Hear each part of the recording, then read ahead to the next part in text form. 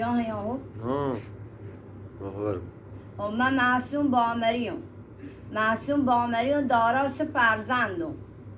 دارا دو فرزندم خب دارا دو فرزندم شناسنامه ندارم من یه فرد ایرانیم وطن شناسنامه ها ها این شناسنامه وطنه هنگه همه جنین زهگم اصلا نه دولتی مچه کمیته به من تعلقگی نه شناسنامه به زهگان تعلقگی همه جنین زهگم پس رهبر من چه توقعی داری که من ای کجا اصلا ایرانی آیی هستم من بیام به خاطر آیی رای بدم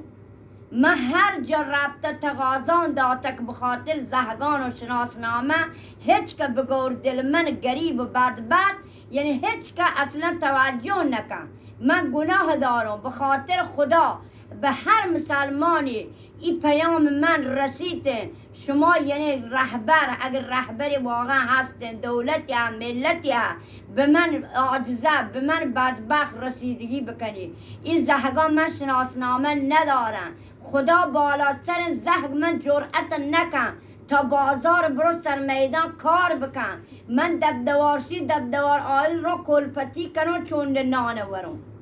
شما مسلمانی ما چه رهبری داریم به داد دل ما برس ما گناه داریم زهگان من شناسنامه ندارم الان من پسرم هر کجایی برام به ازدواج اولی زورم هنچه که نام شناسنامه در وسطیه شناسنامه نداری آقا زهگ من درکنه زهگ من الان رسته به 30 سال الان هر کجا برون زاماسی کنم هیچ کسی قبول نکن تا این رهبر کجا که به داد دل من نرسه هنچه که موقع رایگیری بیا ملت ما ای کار کنم ملت ما آ کار کنم ما هیچی ای تو ندوتیم فقط به ما تو رحم بکن این دوی زهگان من شناسنامه بده یه دختری دارم و یه پسری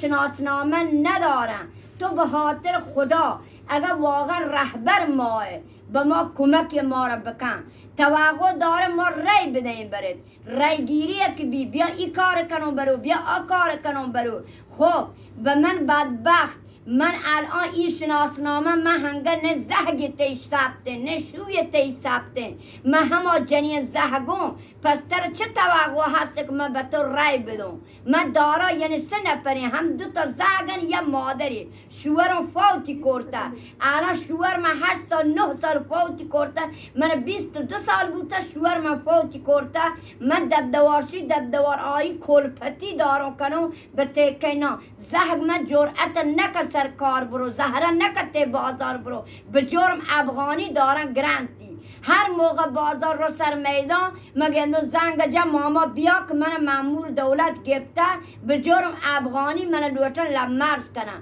خب بچه من که موقع لمرز بکنم من که دارم کلپتی کنم تکی نان شدم گوره الا به مرز من ای کجا دارم بیارم خب یکی ترجمه بکنی برش پارسی بلد نه من یه روستاییم به خاطر خدا و پیغمبرت بچار اگر رهبریه رهبر ماه واقعا یعنی به درد دل من برس واقعا دلم پر دردن ببخشی سر شما به دردی یا یعنی هر که این صدا من عشقم پخشی کنی به خاطر خدا به خاطر پیغمبر پخشی بکنی زهگان من گناه دارم الان هر کس که میری تا شناسنامه مبی فوتی نه چه کلی نکنه کبری ندهیم دیگه چه توقعی داری